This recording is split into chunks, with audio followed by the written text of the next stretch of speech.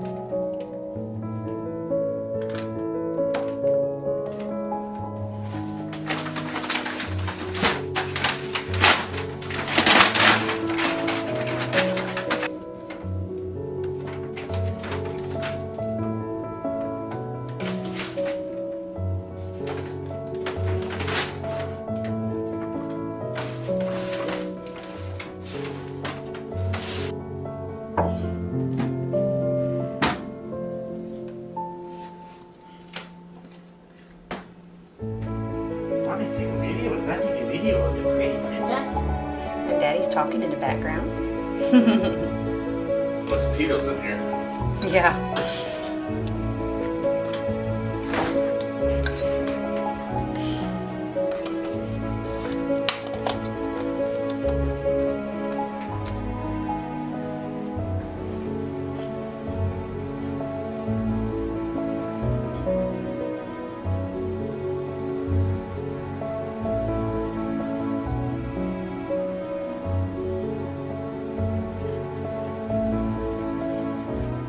Let's see what kind of fortune I have. Lord knows I could use some fortune.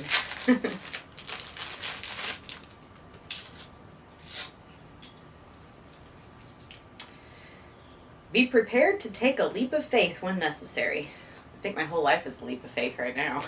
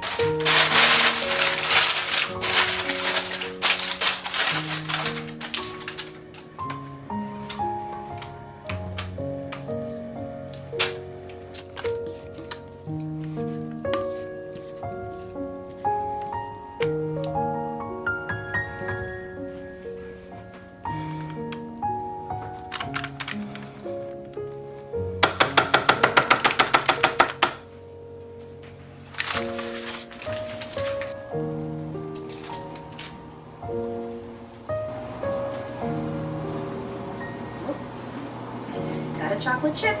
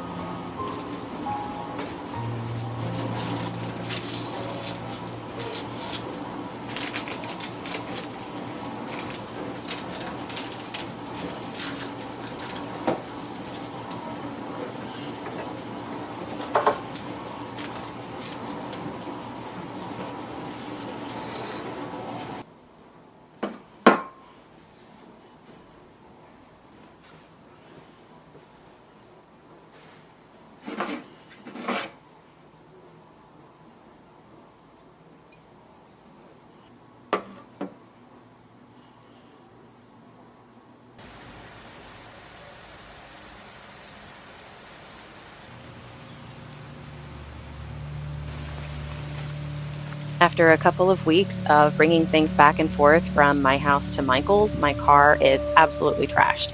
It looks like a bomb went off in it. And today I finally brought the last load of things over.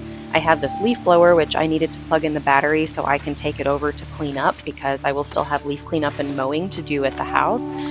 This concrete sealer I need to store because since the utilities are all shut off, I can't pressure wash the concrete, which means I can't seal the concrete this fall. And then the rest was just some items that were kind of left in the house or left laying in the carport. I'm a little confused as to why they left some things sitting around, like that little wooden chair that I pulled out of the back, for example. It was in the house at Logan's desk and they moved it to the carport and just left it. So I needed to bring some of those items over as well.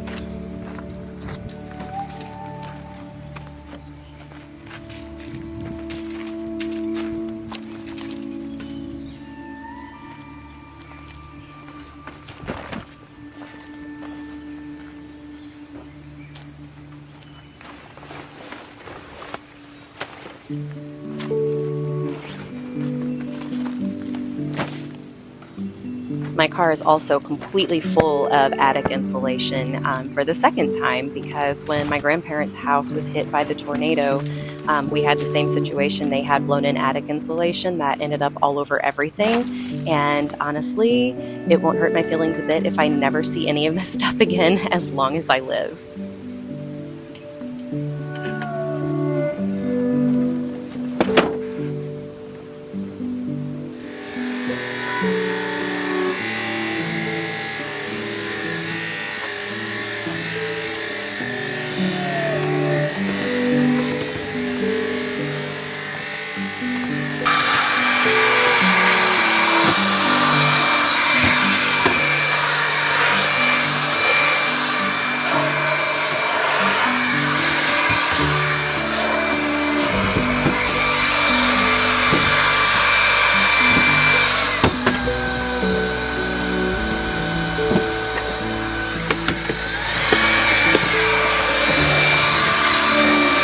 This and all of the other mats in my car are definitely going to need a good scrub with some soapy water, but I really don't have time today, and I'm also just very burned out with everything that I've had going on for the last couple of weeks.